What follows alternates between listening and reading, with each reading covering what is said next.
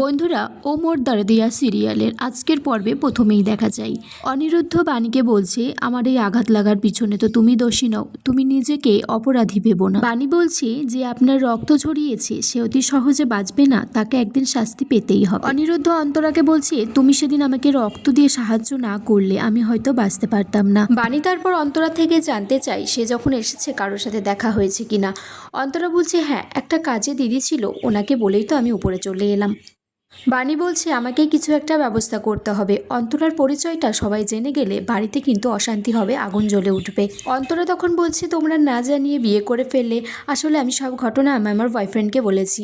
তখন অনিরুদ্ধ বলছে, তোমার বয়ফ্রেন্ড? অন্তরা বলছে, হ্যাঁ, ওর নাম আর্য, বাণী দিদি ওকে চেনে।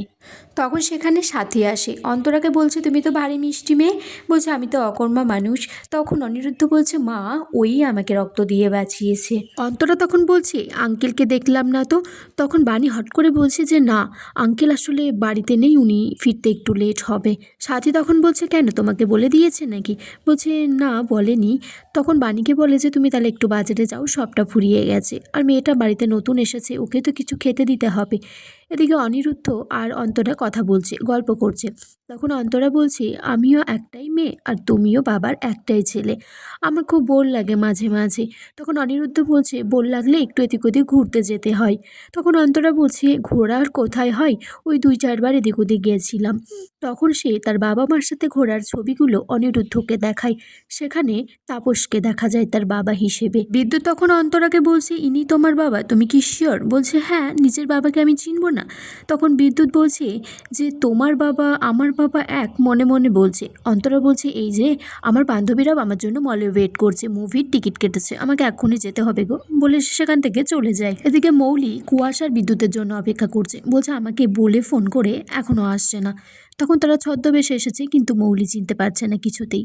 তারপর শেষমেশ মৌলি বিদ্যুৎ আর কুয়াশাকে চিনে ফেলে, বলছে, তোমরা এইভাবে এই রূপে কেন? তখন বিদ্যুৎ বলছে, পুলিশ তো পিছনে ধা করতে পারে, তাই তো এই রূপ নিয়েছি। এদিকে মৌলি বিদ্যুৎকে 1 গোছা টাকা দেয়, বলছে, আপাতত আমার সাথে তোমরা যোগাযোগ রেখো না, পরে বড় প্ল্যান করছি, জানিয়ে দেব। এদিকে বাণী খাবার কিনে রাস্তা দিয়ে ফিরছে, বলছে তাড়াতাড়ি বাড়িতে যেতে হবে, ওদিকে যে কি হচ্ছে কে জানে। তখন একজন বুড়িকে ঘিরে 2-4টে ছেলে মিলে তখন বলছে, এই বুড়ি, এই বুড়ি বলে চিৎকার করছে। গিয়ে দেখে সেটা বিদ্যুতের মা। বলছে, মামনি, তুমি এখানে কি করছো? তখন বিদ্যুতের মা বলছে, বাণী, তোকে আমি বাড়ি থেকে বার করে দিয়েছিলাম, সেই শাস্তি আমি পাচ্ছি, আমার নিজের ছেলে আজ আমাকে বাড়ি থেকে বার করে দিয়েছে। এদিকে অনিরুদ্ধ বলছে, বাবাকে কত ভালোবাসতাম, আদর্শ হিসেবে মেনে নিয়েছিলাম। এদিকে মাও বাবাকে অনেকটাই বিশ্বাস করত, কিন্তু বাবা আজকে আমাদেরকে ঠকিয়েছে। তারপর বাণী ফিরলে অনিরুদ্ধ বলছে যে আমার বাবা আর অন্তরার বাবা একই জন। বাণী তখন বলছে, তাহলে অন্তরা তোমাকে সবটা বলে দিয়েছে? অনিরুদ্ধ বলছে, মানে, তার মানে তুমি সবটা জানতে আমার বাবার ব্যাপারে?